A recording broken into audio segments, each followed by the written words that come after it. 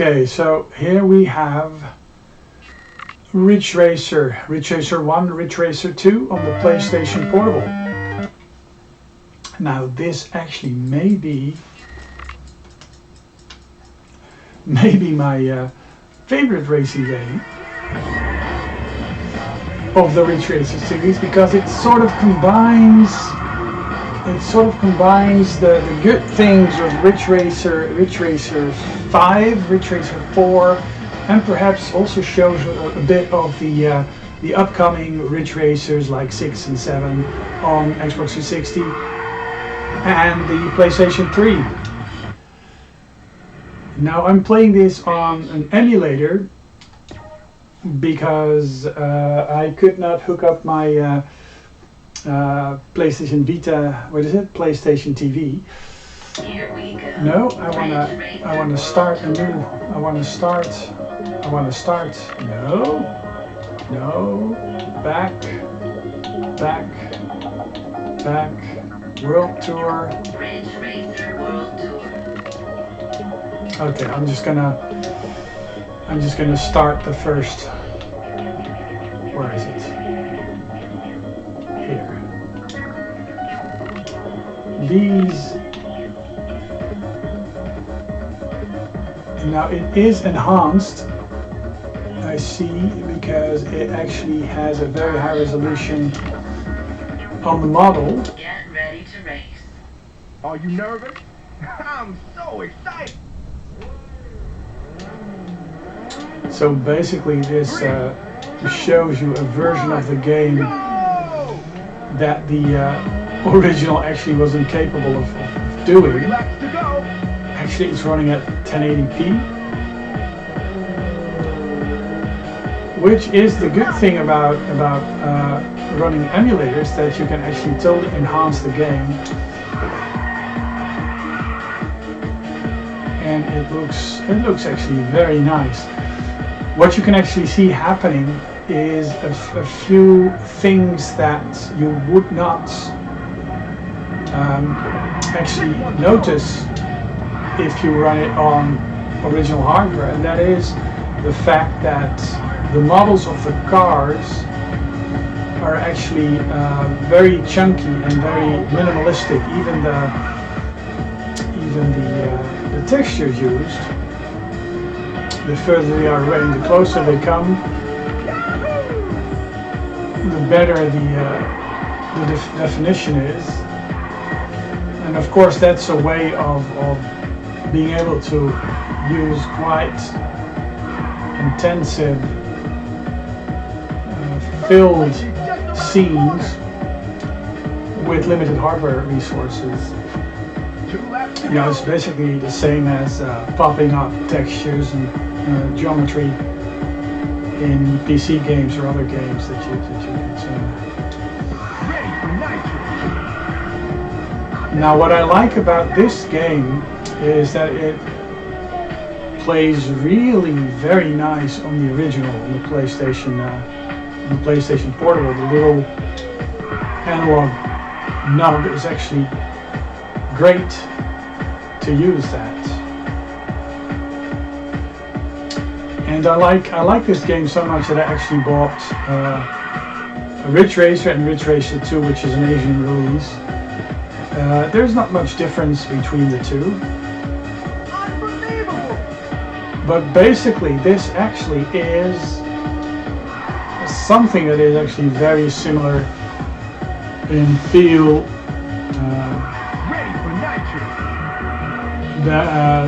if you compare it to the Xbox 360 release or the PlayStation 3. And I was thinking it may actually be interesting to see if I can just change around the Vulkan rendering resolution 1 times PSP.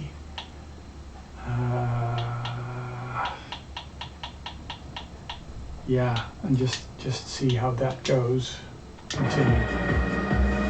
So basically this is more to what you'd find on an original. And I actually prefer to run it like this, because it shows off the what the designers intended for this game.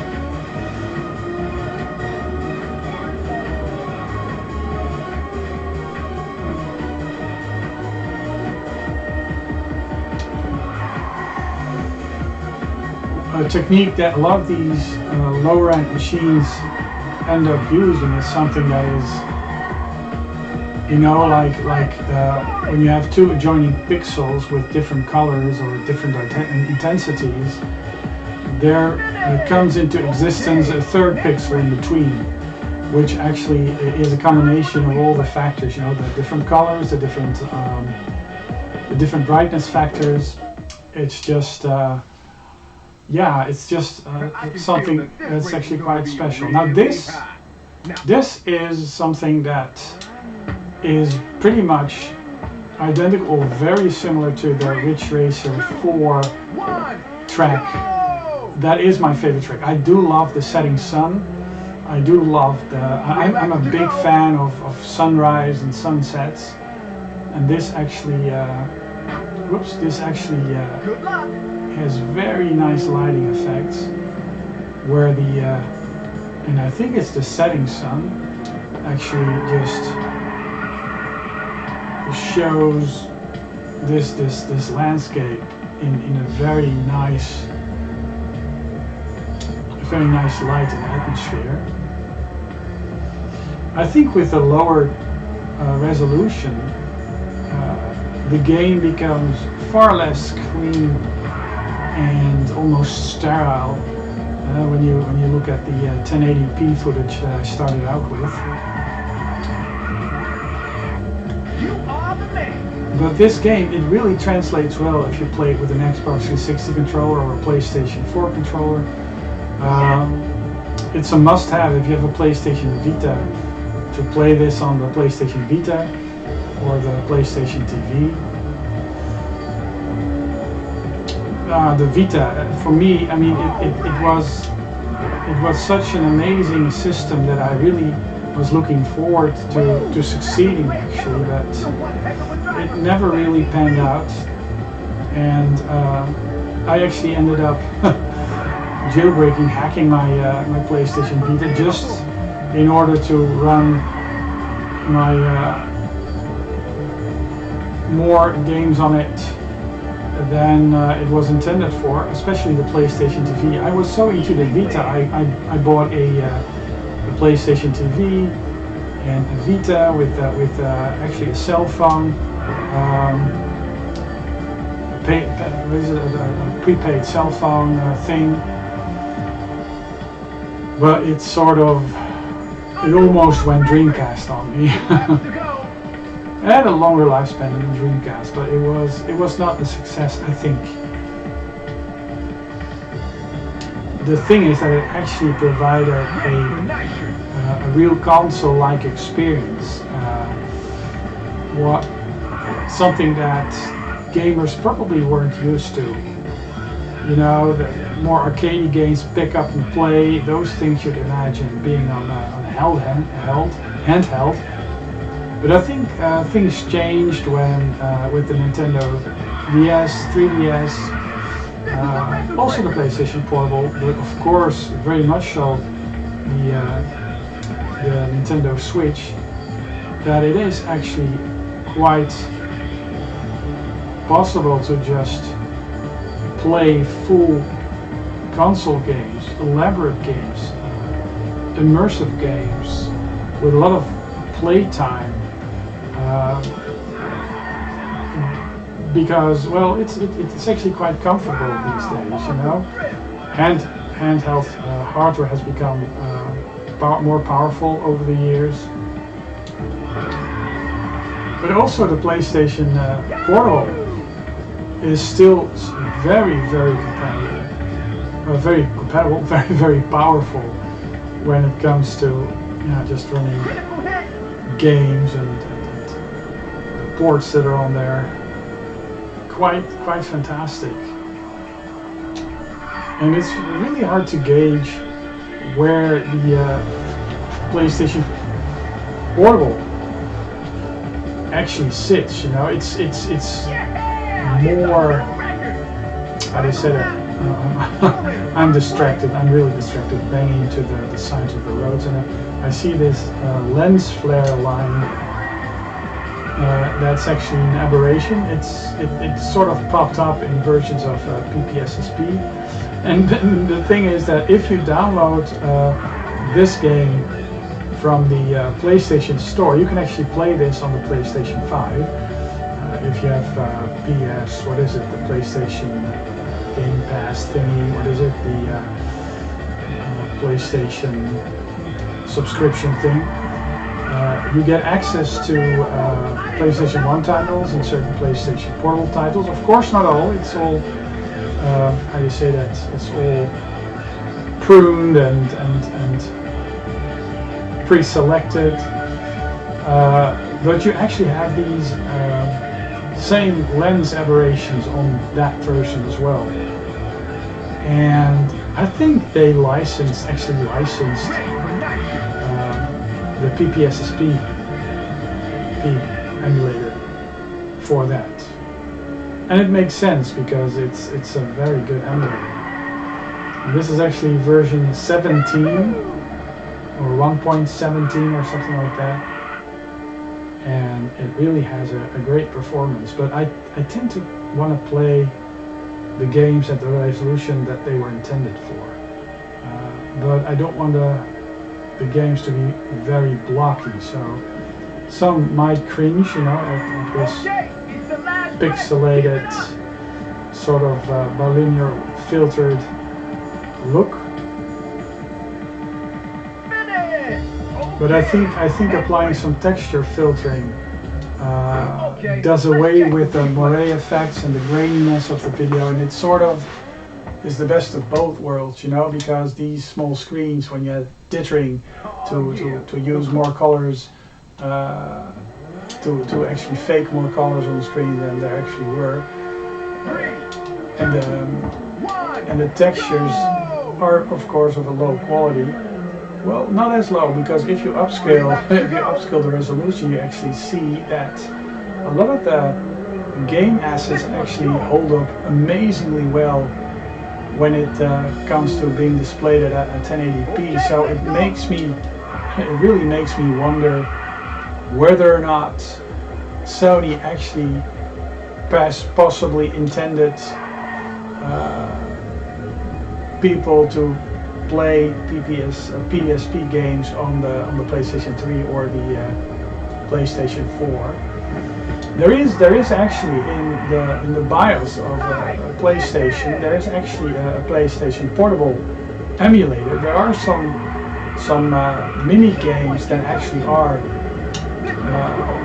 PSP games, but they don't install on the PlayStation or download as, you know, these bubble things that you get to install or you got to install on your PlayStation Portable, but they're actually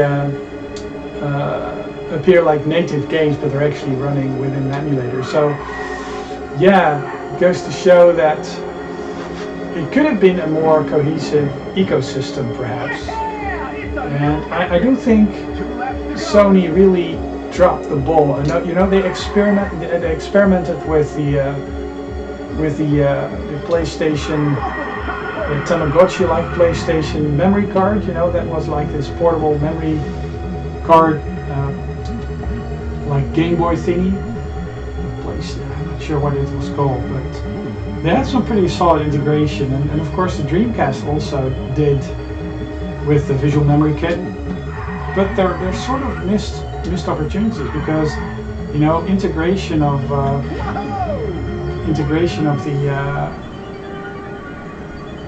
PlayStation Portable, PlayStation Vita with the PlayStation 3, 4 could have been amazing. You know, the same game would have been playable on the big screen as well as on the small screen.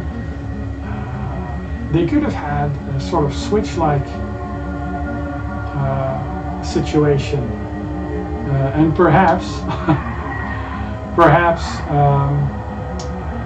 it sort of inspired Nintendo. You know, they did have you know, this portable thing, which wasn't a portable thing with the Wii U, and that was sort of the 2DS on the big screen, you know, with the smaller screen being the bottom screen, and that is the same as on the handheld. What is it? The controller, which basically is some sort of dumb tablet. But yeah, it's now this actually plays even more effortlessly than the Ridge Racer 6, 7. And if you play it on the Vita with its stick, with its control scheme, is actually quite interesting. But it does play very nice on the big screen too. So if you have a PlayStation TV, it may be worth trying to see if you can give it a go.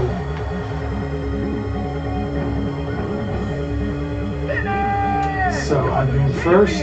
I'll just show you some. Some of the tracks. Let's check the replay.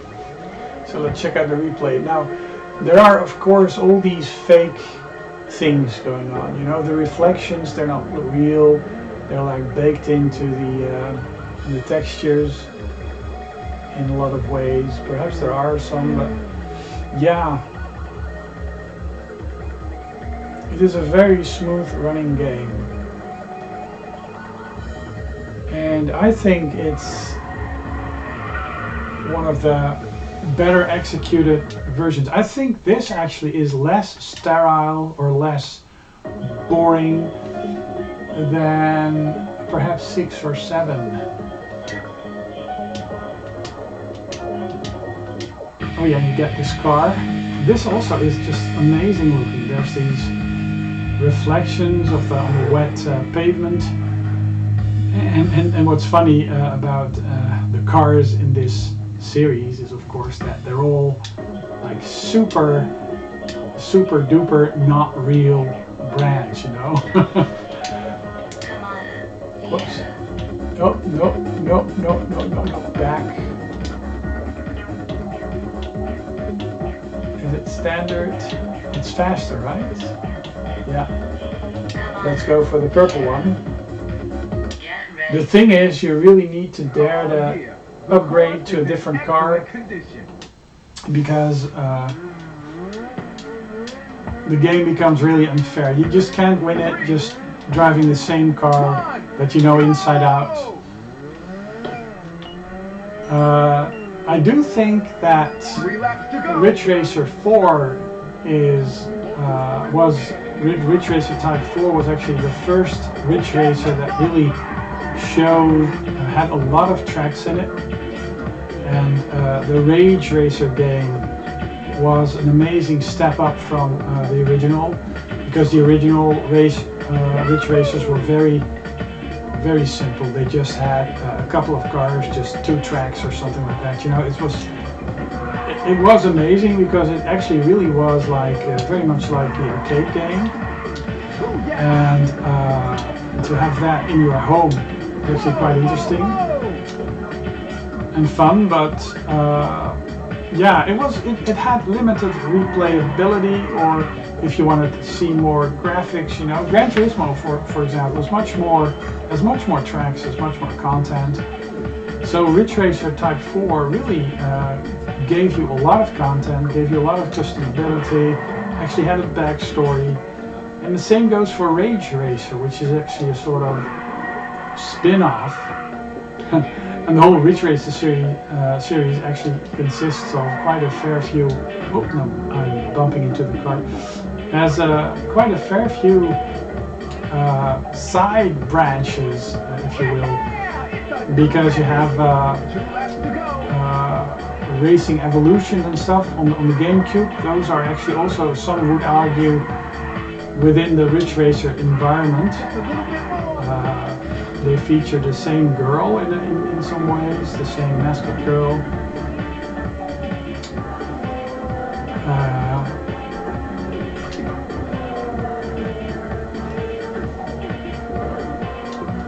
What I do like about these games that they're just not simple arcade racers, that they actually have some sort of RPG element to it. You know, you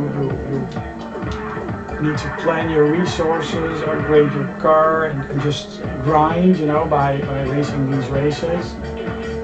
That's actually something that I find very interesting. Now, what I do think is something that sort of lets this down is the fact that it seems that there must be some sort of elastic banding thing going on, because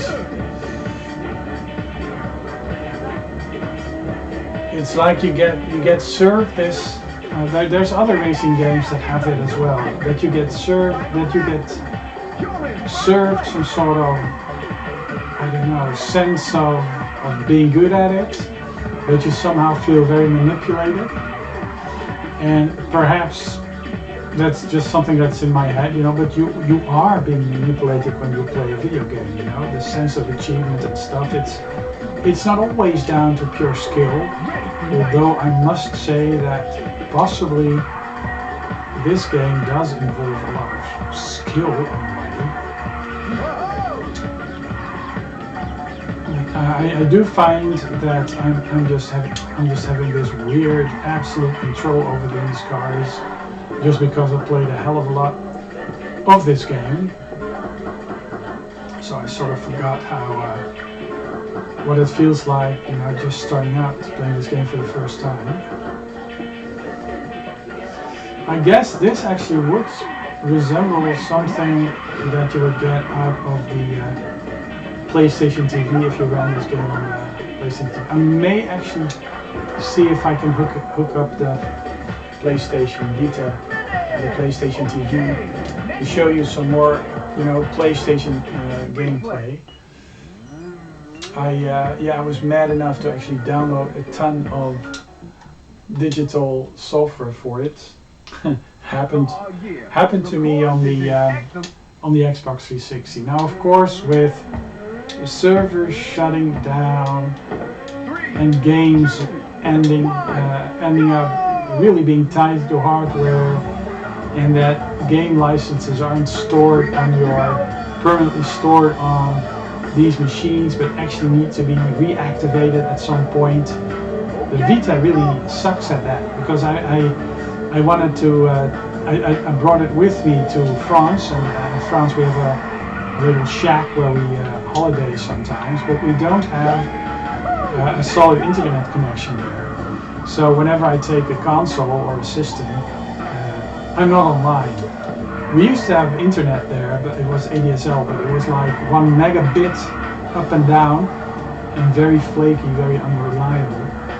But what would happen is that, and it still happens with the Switch, that if you're not online and you have a digital download and you have games not on your main Switch, but you have a second Switch, because, well, 2 people in the house play the same games, then you really have to be online for a bit for the game licenses to get verified. And I understand, and at the same time I don't understand. You know, it's just like, of course, it makes the content free of being tied to a specific machine, which of course people rallied against, because, well, yeah, if the machine dies, you know, then you lose your games. Now they're tied to an account, but then you have the server dependability that without servers to verify your rights to own the game,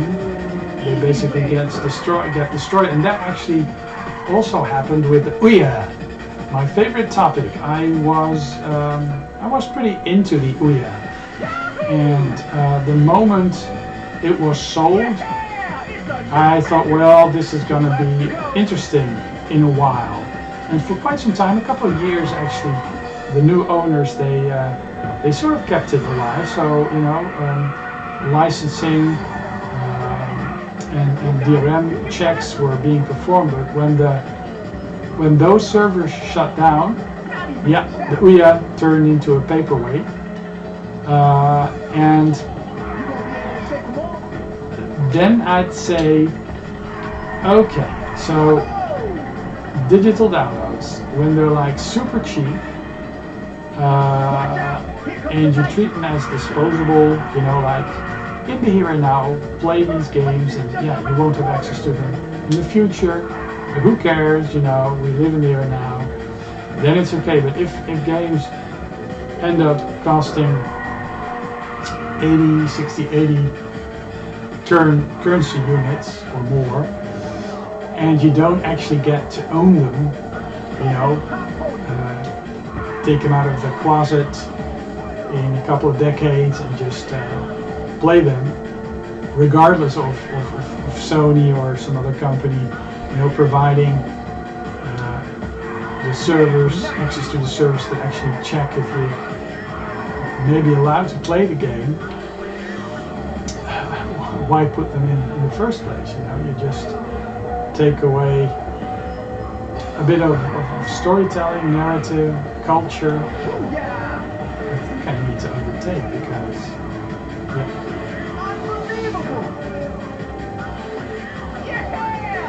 This game is very reminiscent of Ridge Racer 5, like I said. This is very reminiscent of Ridge Racer 5, but also Ridge Racer Type 4. Now, what is a completely different beast, and I may be able to show you that, is Ridge Racer 64 on the Nintendo 64. It does play quite a bit differently. It's a lot more twitchy, but it's its own beast. You know, it completely stands out from all the other versions, but it is a proper Ridge Racer, and for me, that game was a must-have on the Nintendo 64, Ridge Racer 64.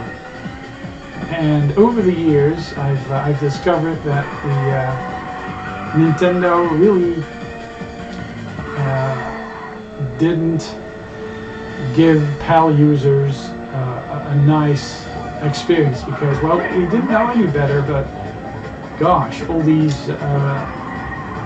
systems, PAL systems, they would not run at the same speed. They would actually be a lower speed because the frame rate was lower. You know, 50 hertz, 25 frames, 50 frames per second, 60 hertz, 30 or 60 frames per second. That's quite a huge percentage. But they just slowed down the entire game. And if you were a home computer gamer like me on the Commodore 64 or the Amiga, actually a lot of software for these was actually also developed in Europe. So basically your de facto default game was a PAL game. So its speed would be correct, you know, would feel alright, would feel great. And NTSC gamers playing PAL games often had this very weird, super fast experience. And there are games on the C64 that were released or developed with an NTSC machines in mind, and those are, for example, the Nintendo cartridges. Of course, the Nintendo cartridges like or Namco cartridges like Pac-Man, Miss Pac-Man, and stuff. But yeah, slow frame rates, and I think in slower games and black bars up and down. TurboGrafx, the European release that actually never really released it. Those units were just shelved, and the games that are out there, I also had one. They were actually like new stock found in a warehouse somewhere, and the TurboGrafx really suffers from more or less being unplayable, even unplayably slow. It's just mild, standard. Yeah, let's go for mild. Get ready to race. So probably that may have been excellent condition. a factor in it not going to market, because I mean, compared to the NTSC, I'm not sure what was wrong with it, but it just, yeah, it's just painfully slow. And Relax to go. yeah, with the consoles, you know, the original PlayStation also has a difference. But they were capable of, the machines were capable of actually switching, especially if you hooked it up over RGB and you had an import disc or a modded one, you could actually just output the games in NTSC, 60 Hz, and the games would be faster. But not as, how do you say that? Yeah, I think a lot of developers actually also made the games scale properly. But yeah, I mean, when you're doing high score challenges, you know, Nintendo Entertainment System high score challenges or Super Nintendo high score challenges, PAL, NTSC, different beasts. You can't really compare. And that actually has disappeared with the newer generation. I think with Dreamcast, the Xbox, original Xbox, the PlayStation 2, Gamecube, those were the games that actually allowed you to select 60 frames per second PAL. So basically doing away with the difference, and a lot of people's, I mean, European TVs for the most part have been multi-norm for decades, even when the Super Nintendo or Nintendo Entertainment System were current, you know. People would hook them up with the cinch table, what is it, cinch cables, what is it, the yellow, white, red. Of course, if you hook it up over RF, yeah, then you have the difference. But otherwise, most TVs would just switch into NTSC mode. So there actually was almost no need whatsoever for this PAL thing to exist, I think. Even small little, you know, dinky TVs that we had in our bedrooms where we hooked up our PAL Commodore to, they basically were multi-norm. Often they had SCART inputs, and that allowed for NTSC 60 to be displayed normally. So I'm glad that difference has gone away, and especially with the handhelds, of course, the Game Boy Advance, the Game Boy. Luckily, that difference doesn't exist. And of course, with the newer systems, they just they behave like PCs. PCs also were, you know, they had a clock speed regardless of which nation you're in. Only the voltage going into the power supply and the mains frequency was a bit different. And of course, that can have sort of weird effects if you have certain components that actually rely on it being 50 or 60. But it's become much more fluid. Actually, a lot of power breaks, you know, if you get a unit that has an external power brick, most of these bricks are just multi-norm, and it's just a matter of which plug fits in the wall socket.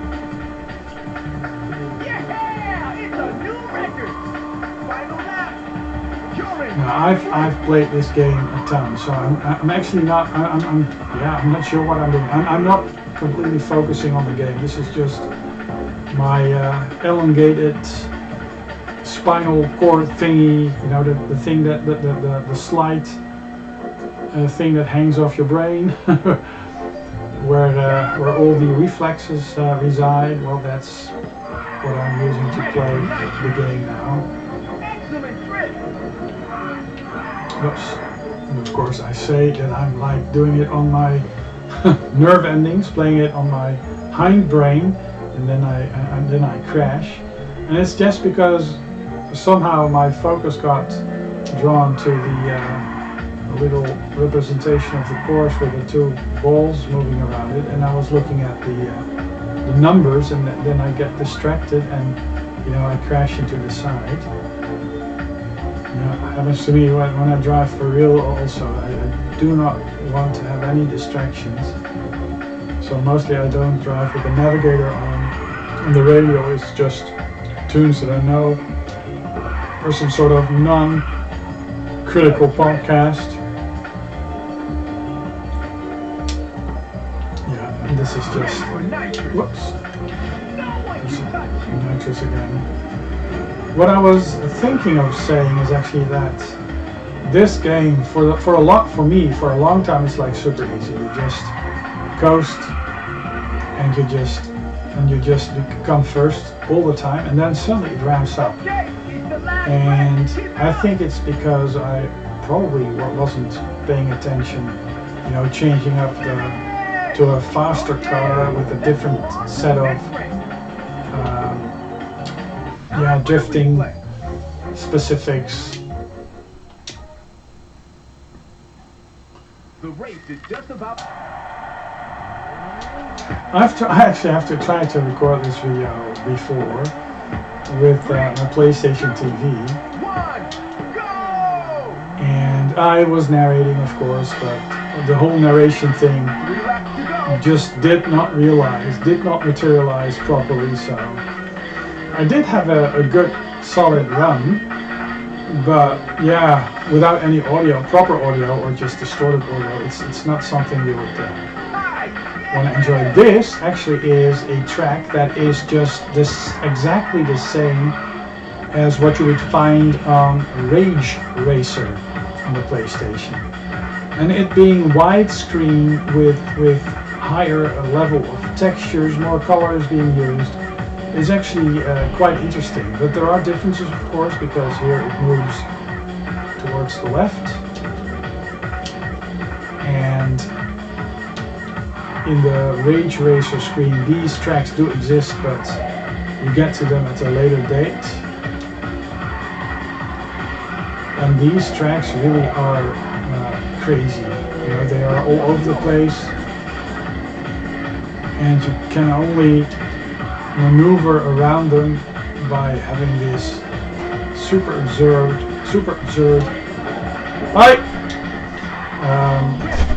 drifting around the corners.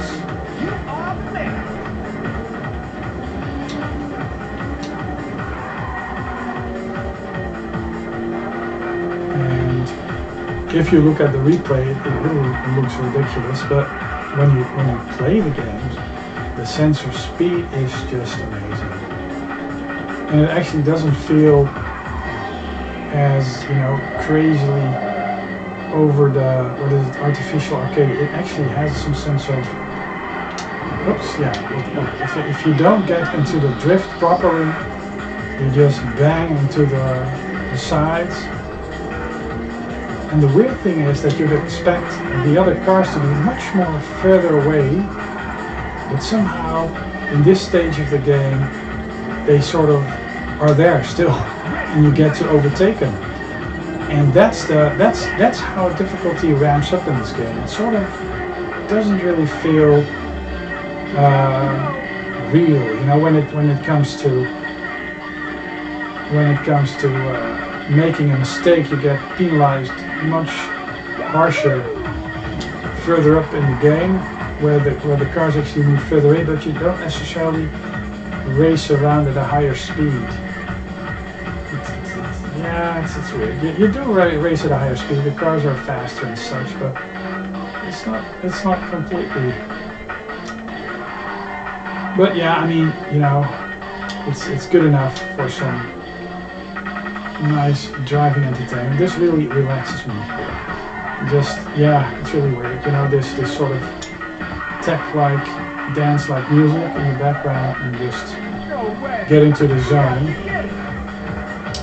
Of course, me being distracted. Well, what does help is the fact that I usually have like 8 thoughts going on in my brain simultaneously, and that me talking sort of is an automatic thing, but Yeah, no, I totally screw up. So there's this car just very close behind. And it's quite forgiving still, the game. I think what does make this game very nice is the fact that there's a ton of really absolutely gorgeous lighting effects. You know, the whole scene is just not flat textures on polygons, but there's this light that's there, which really makes the game feel alive. And the same was true for the Ridge Racer Type 4. The original Ridge Racer on PlayStation didn't have any lighting at all. It was just flat colors, flat polygons, and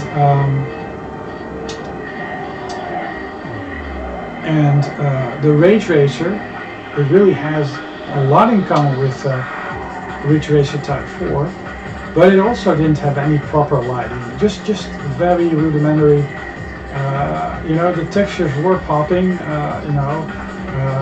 Lights in the tunnels, they sort of had this glow, but there was no real light going around. And of course, light, it's, you know, like ray tracing you have these days. You know, it's like baked in, but it's not real light. But yeah, you can have a sense of shadows, of light being diffused, of the light of the sun being blocked, shadows being there. And if done properly, you know, like an artist making a painting, then it really enhances the atmosphere. And I think this game actually does that. And it's actually a lot nicer on the big screen than on the small screen, I think. But yeah, you really need to drift, and you really need to have that purple car that I just chose, because you want to have a more dynamic drift. So if you have the standard drift car, you would just bump into the sides. So yeah, know when to upgrade.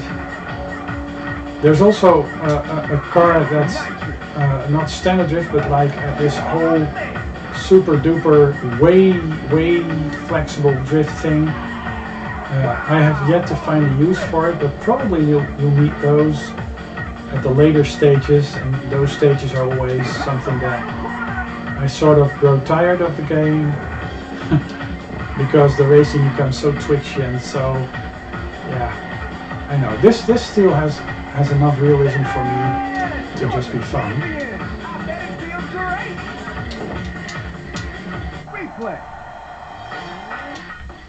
Tour cleared, so I'm just progressing.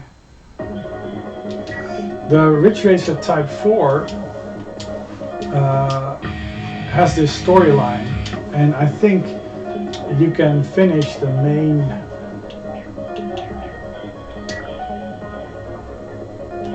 shuttle loop, and then I think this is this dynamic thing. Yeah, let's choose it, because I tend not to, because I don't like the dynamic. It's like I'm so excited. Come on, hurry up and start the race. I think this actually may be very similar to the track that you race at the very end of Ridge Racer Type 4, where if you complete the game that you end up with the fireworks and stuff. I think it's this one. And I think, yeah, this actually is the same tune. So, spoiler, sorry. If you do finish the game, if you do finish the entire race, then you end up doing this track, and it's like 6 rounds. And if you finish those, yeah, and this car feels sluggish. It sort of doesn't. You don't need to drift in places where other cars need drifting. And if you drift, you get just thrown about, tossed about. Here you really need to drift, or not. No, you don't. So So yeah, you sort of have to withhold from drifting using this dynamic thing and only just do it in very extreme cases almost. But yeah, and then you get overtaken. This is just a slow, nasty car. I think I don't like it a lot, and it's just as fast as the other one. But yeah. So I guess I'm not sure why. I guess you need boost. You actually need to drift, otherwise you won't come first. So let's do a drift. I push the. So it's like you go into this drift mode, and then you just remain in it forever. So I guess what you need to do here is you go into this drift and you ramp up your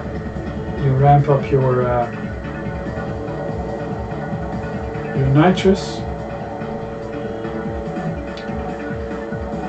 This track is similar but different because it's more empty. I think the other track,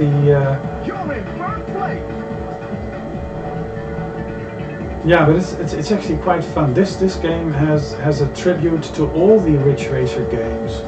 All the tracks are somehow incorporated, so that's I think why I like this game so much, because Ridge Racer 6 and 7, they sort of, you know, the Xbox 360 and the PlayStation, they really moved away from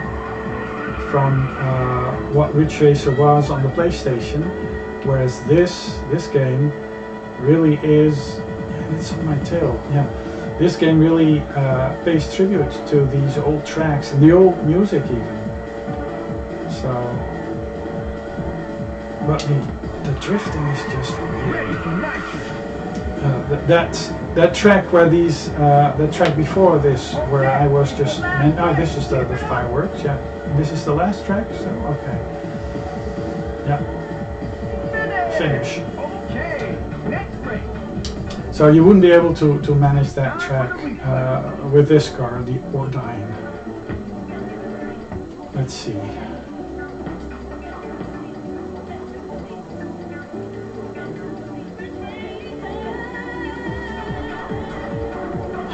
I remember in Ridge Racer 5, the tail lights, they would glow of the cars, and they would leave these red smears. You know, these afterglows. That was just such a great.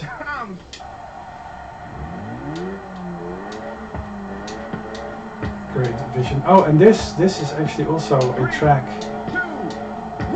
that is just directly from Ridge Racer Type 4. You actually have the same scenery. You have the Pac-Man ghosts, and you actually do the same. Yeah, this car is just crazy when it comes to maneuvering.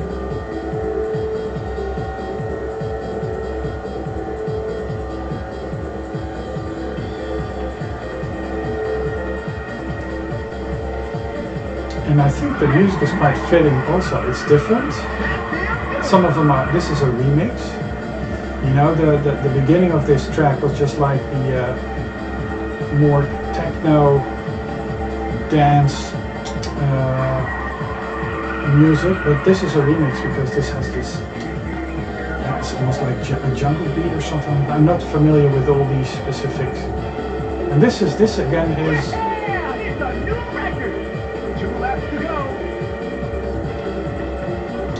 So the game really wants you to use the nitrous and be more active with the nitrous because you really need it. And here you get, suddenly you get overtaken, you know, by cars. They overtake you, which did not happen at all in the other tracks. But suddenly this new mechanic is there, and that sort of feels a bit artificial.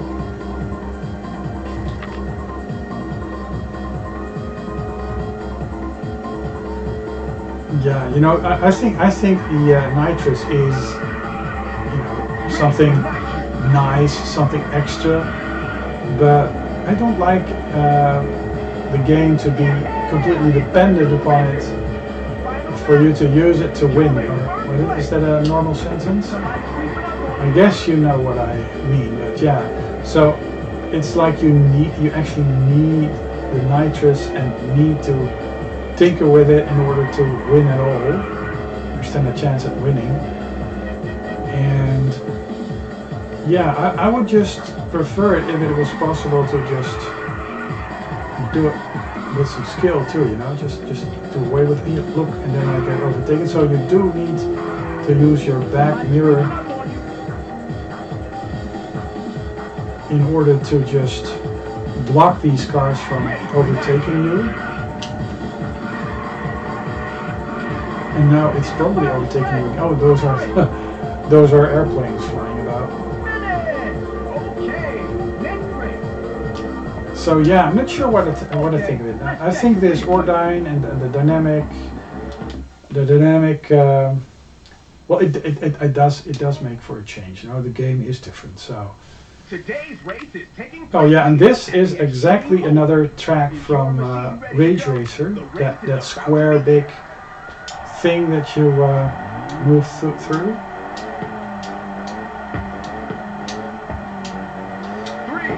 But this is also quite reminiscent of a track that you find in Ridge Racer 7 or something like that. 3 laps to go. 6. All right. No, this is the Rage Racer track. Okay, let's go. And I do believe you get the same cobblestone road. Oh no, you go straight ahead because this cobblestone road that was off to the right. Oh, this is just some sort of weird oval track. Yeah, I actually forgot this, so I must not have raced this a lot. This one's yours. Now, with this corner thing, I would probably need to do some nitrous. That's probably the only corner where you can do nitrous, so you just make the corners as tight as possible. You should do nitrous here with, or slide, you know, drift with the car. Like here, you just do very tight cornering. And then you just try to keep up. And then with that little bend in there, you do the nitrous thing. You do the drifting thing and you claim some nitrous. You get overtaken, but if you just, so it's sort of it. I mean, it's this feels like very artificial. You know, they overtake you, but don't. But they make it more. Oh, and I forgot to drift, so I have no nitrous there. So probably this means that they are gonna overtake me, and then they're gonna overtake me some more. They don't hold back because they don't have the nitrous, and then it's all less successful. Now, I mean, you would think I would just be able to stay ahead like this because they really lag behind, because for some reason, without them actually being able to get some nitrous, like I am not as well, they sort of creep up on you with a lot of nitrous and then they overtake you and then you lose the race. So yeah, stuff like that, you know, it's just not, and perhaps I'm just being negative here, I'm not sure. Here the bend comes. Now of course I wanna drift, but it's like not enough for anyone to overtake me, but the car creeps up, and if they did have nitrous, it could also be that everybody has just a single shot of nitrous and I used it early, and if others used it early as well, and they did, then I don't like this soundtrack. I just don't like it. It's just annoying. It's noise to me. Basic Tour 6. Another car, which I probably need to upgrade to. Oh, that's nice. I love. This is like Sony Sports, gray and yellow, signal yellow. Tour selection, Basic Tour. This one, it's down Expressway.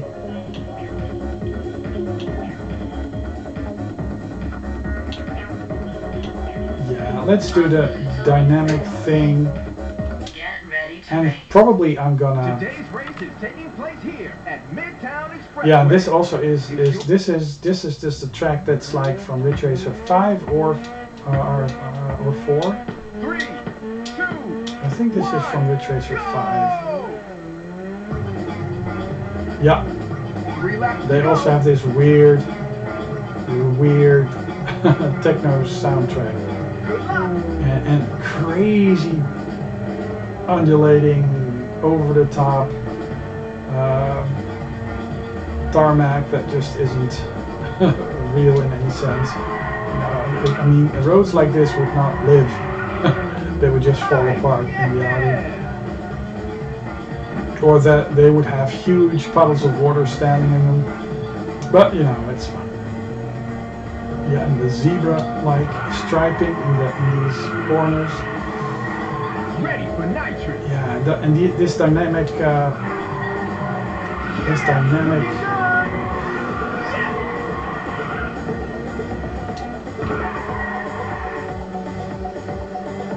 this car fares a bit better than the gray one that I just drove. But yeah, you do if you drift and the road just does some sort of S turns, you know, a lot of turns in a row, you're just too sluggish to keep up and you bang into walls. So yeah, it's suddenly it's different, you know, this mechanic. I do think that this grab, you know, at the lower resolution, with it actually works better. It shows off the game. It makes you hint at certain things, and it's not as clean. You know, 1080p is just, yeah. The illusion of those cars being real gets sort of wasted because the cars, they really pop into more polygons and better textures right before your eyes, and you don't really notice it with the lower resolution. It's just something that is not there. It's much more organic. I don't think you would actually see it happening. If you know where to look for it, you probably could, but. So I really slowed down there just because I bumped into the sides.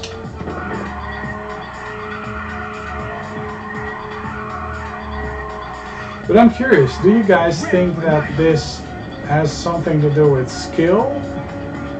Or is this just, yeah, I'm not sure. You're in first place. I guess, you know, it does need skill, and perhaps I've just played it so much that I sort of forgot how difficult it is, or This is crazy. yeah, I love the fact that you have all these whoop-de-doos and just, you know, jump over a huge portion of them.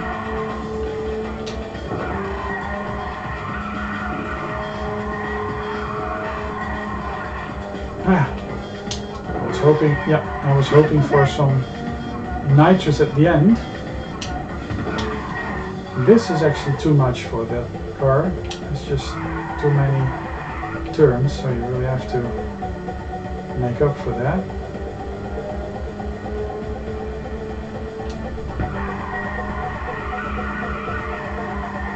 Okay, it's the last stretch. Last stretch, keep it up. But I do think, whether you like it or not, I do think that the music really adds to this game. Time for the replay. And the way there's this orange glow emanating from the car, you know, that really makes for a difference. You know, this bloom effect I'm so excited. that you have on a handheld. You know, it really has a lot of PlayStation 2 Great like. start. Now go for the lead. Now this is that nice sunset track that's my favorite, but then with a dull gray sky above it, and it totally has a different atmosphere. You know, it's much more bland, but it at the same time it's just the exact same track.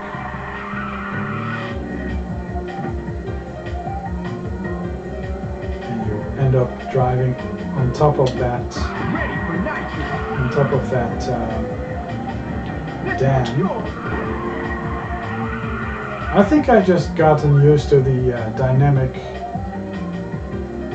car more. I think it may be down to the fact that I've played a ton of Ridge Racer 7, because you have the same weird uber dynamic. Oh yeah, this bit is actually the bit that you drive first in R-Type 4, Ridge Racer Type 4. You basically just slide around this whole. Ready for nitro. No one can touch you. Yeah, and this is also the same. And the thing is, here in a bit the road starts to turn and wind, but you just sort of, now I'm not able to show you, but you sort of just don't turn any corners, you just drive straight ahead. And you go over the sides of the road and then you just are very fast. Yeah, but yeah, with a different lighting, you know, without the sunset, it's just this. It's a bit reminiscent of the road that you drive on towards the Mediterranean Sea in France. If you go to, it really is that sort of road. But you don't have the dam, of course. But yeah, I guess this game has so many similarities to the later games that you actually that I actually improved my skills a bit. I guess it's down to skills, but yeah, it's like with Ridge Racer Type 4.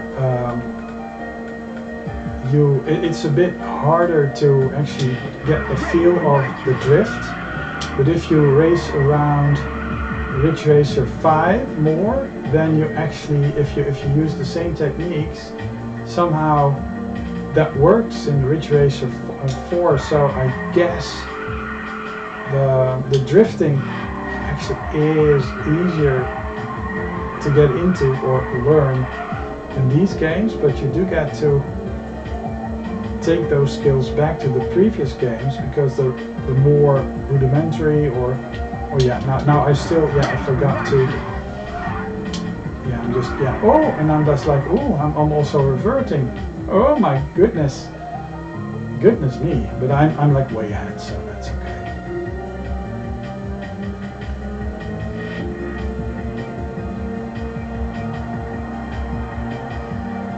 They still are using some sort of weird glare effect that would be nice if you had the sun, you know, if you look on the left, but there's just no real sun emitting from it, so it's like weird gray rays. I don't think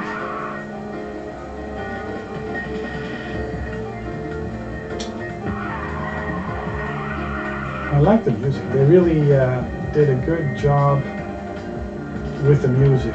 This actually was created by an in-house Namco band or something like that. I believe so, but it really is very. They have jazz, funk. They have all sorts of styles, just fusions together. Because the first Ridge Racers, they really were very techno-oriented. Hubber house, house music, acid, and they have moved away from that. So you do get to just stay and drift, like that. Just fill up the gauge. So if you do get a feel for the car, you get to double nitrous. So if you just don't, yeah, just move ahead, you'll see that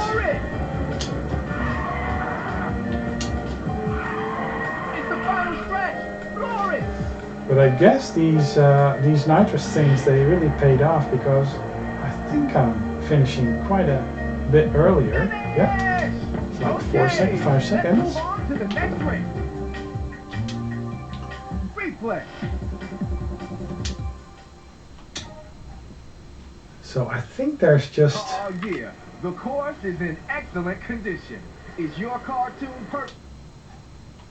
Yeah, and this, I think this is something that... One, I think this for a dynamic drifting car, this thing is really challenging. But it does have better acceleration than the other one, so you do get to sort of recuperate.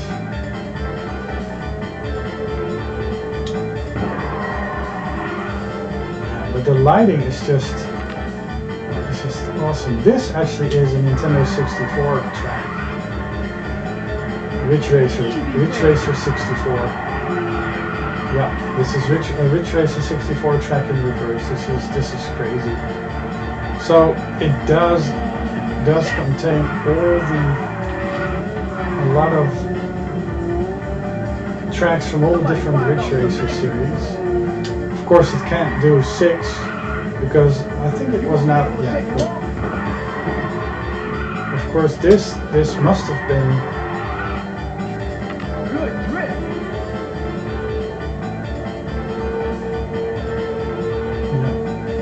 This has better turning. It's just a faster car altogether. This is not the track I was thinking of. That was just impossible to do. Ready for nitrous. This green is just amazing.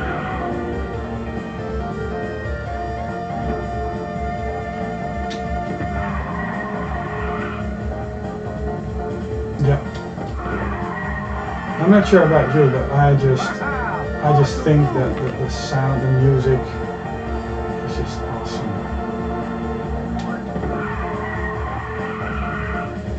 And I do think it's down to skill, to be honest, because if you know the feel of the car, it's very consistent. You know, the thing is that there's no wet roads, there's no weather, there's no other things that can throw you off. Not really any surface changes to the surface of the tracks that you're riding on. So I guess it's easier to just perfect your cornering.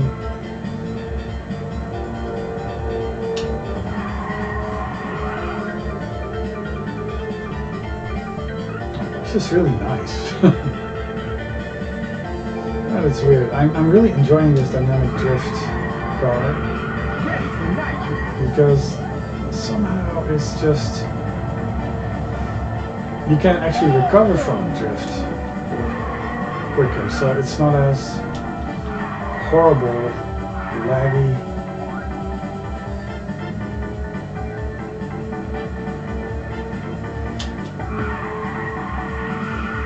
This runs on PlayStation Portable. This just runs just as smooth. It's just such an optimized, well optimized little game. Wow. Yeah. Time for the replay. I'm not doing any replay. Tour cleared. So I guess I did finish the whole first basic tour now.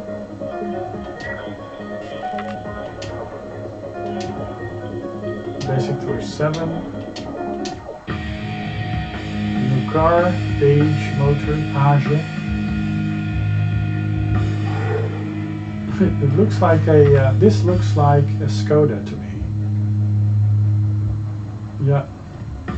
It looks like my own car. I have a Skoda Fabia. No, it's not the Basic Tour complete yet. I'm just going to do one more and then I'm going to call it quits. So this is the standard 240. Yeah. Do I switch to standard? Possibly, because if this track is just with a lot of these tight corners, you really want to do away with.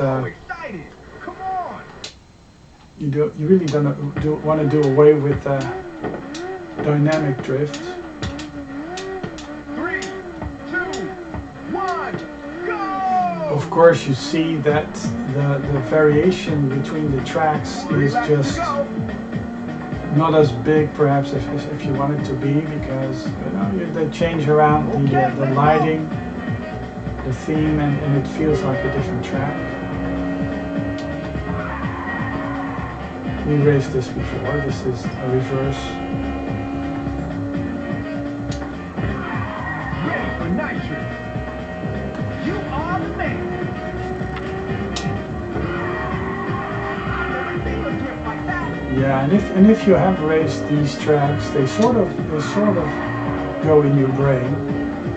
You know which turns are coming. I often don't find it very intimidating to just, if I have a new track I raced for the first time being presented with reverse, I sort of know what it is like. I sort of remember that sort of visual, spatial memory thing.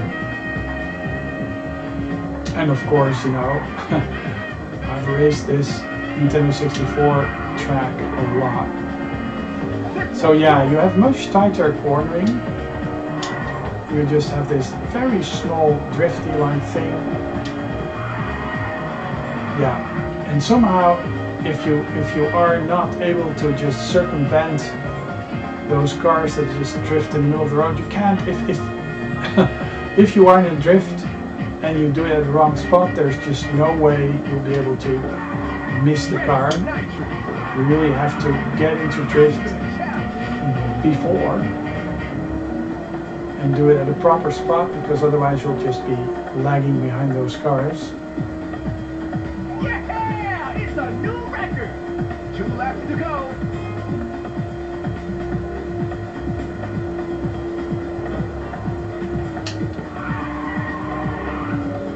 Somebody fired off some nitrous.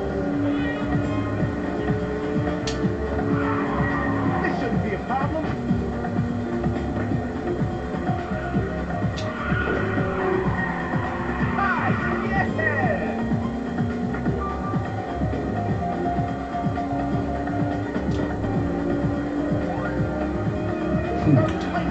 It's really weird how these cars are handling themselves, because they sort of like move around at an angle, like their wheels, they're just riding at a 10-degree angle to their wheels.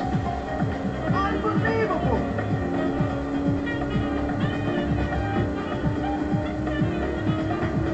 So this game is just about faking it till faking a racing game.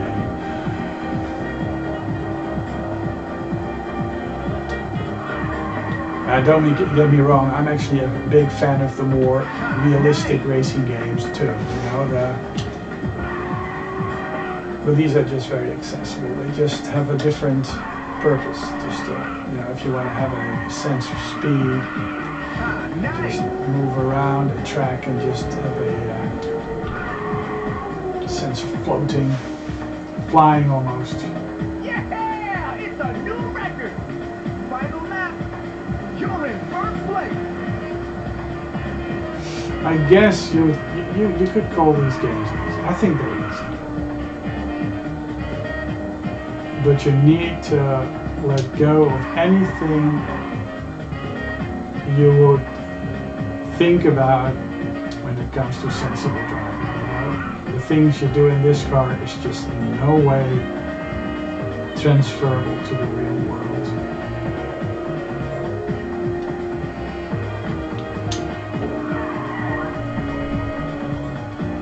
I think when you do things like this, your car would just flip over. Especially if it is like a Skoda Fabia. Those cars can be pretty wobbly. You would not be able to pull this off. Your car would just it would just topple. It would just flip on its side.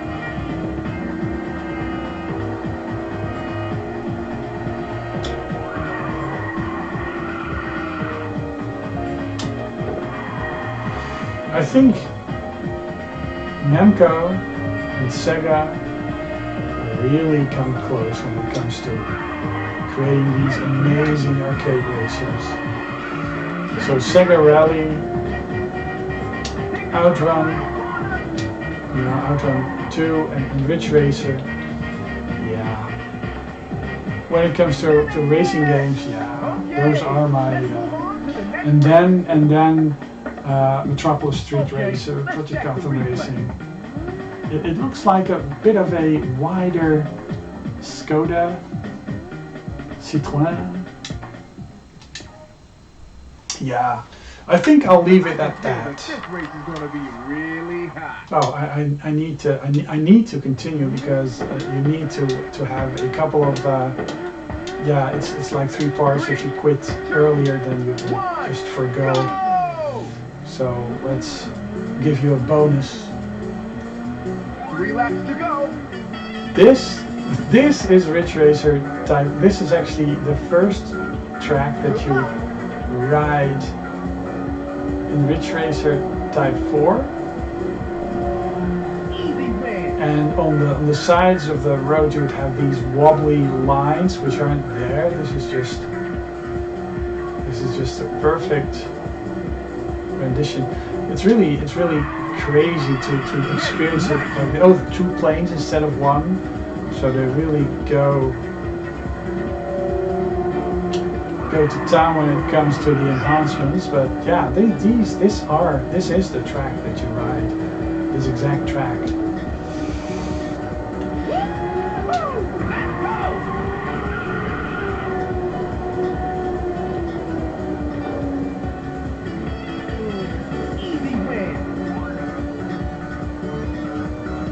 Yeah, and this is the music. So I mean, if you do like Ridge Racer and you want to experience it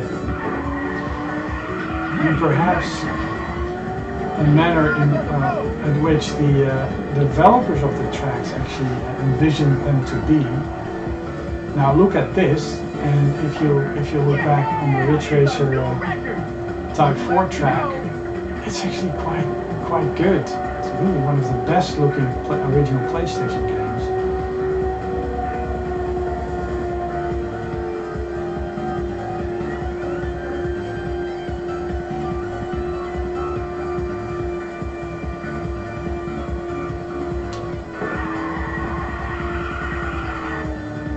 Wow, awesome trip.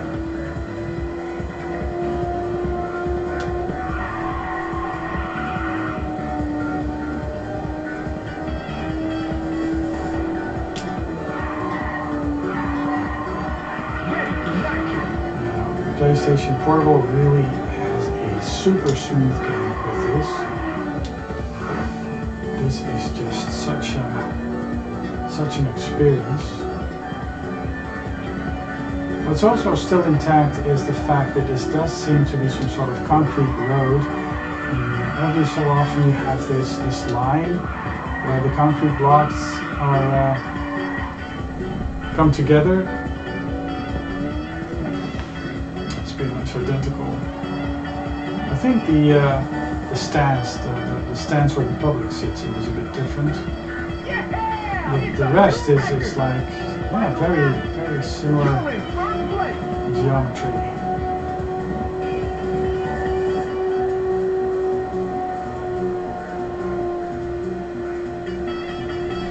Even the cranes on the side of the roads are still the same.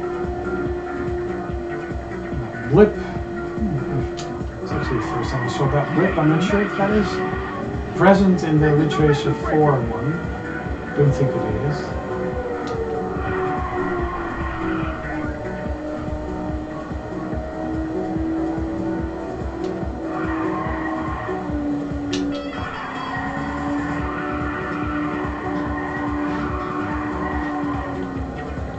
I would imagine just used up the boost a bit for to make up for the slowing down of because of the drift. I guess the standard drift cars, they really slow down when you drift, and the other ones they continue on their speed. But yeah, I'm just very far ahead of my opponent. Finish! You're the champion! I bet it feels great! A very nice display of the speedometer and tour cleared. Okay, so that's it. So let me see. Good race. Preparing product for Drift Tasia. Basic Tour 8 is now available. Nade card. So I guess I should pick up the collection car. Should-night. And this looks like a weird cross between a Beetle and possibly what is it, a Porsche or something like that? Yeah.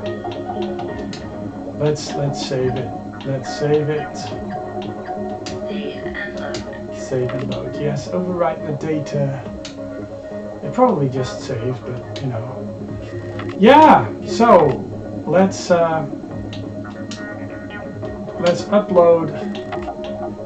Let's upload Save and load. this game. Oh, let's upload this game. Mark signing off, and I'll be back with another video soon. Ta-ta.